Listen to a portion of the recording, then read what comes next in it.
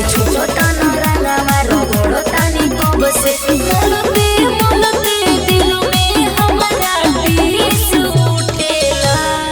कि और पटना वाला रंगवा ए गोरी छोड़वलो से न हो छूटेला कि और नौबतपुर के डालल हो रंगवा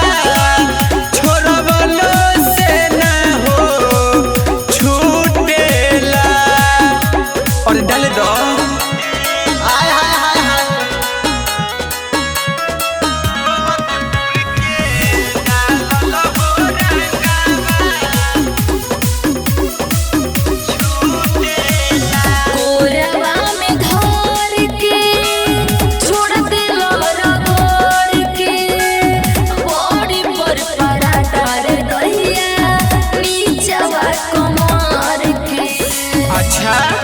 बाकी कुछ कह बड़ी मजा मिलल छुके तोरे गोनी गोरी तार पतली कमर छूट मिलते टूट पड़ल ओखरी में धान टूटेला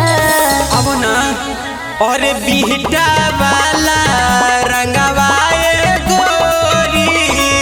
छोड़वले नहीं छूटेला और विक्रम वाला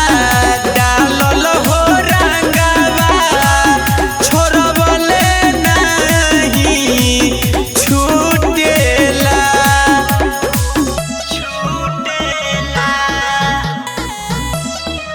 विक्रम वाला डालल हो रंगवा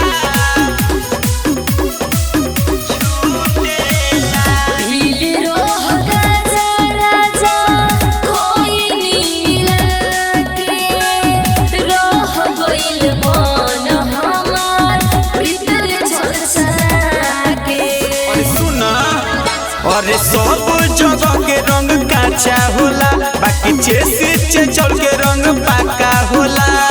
कॉलेजिया दित लोहर के मारे पूरा बदनिया टूटेला मसौरी वाला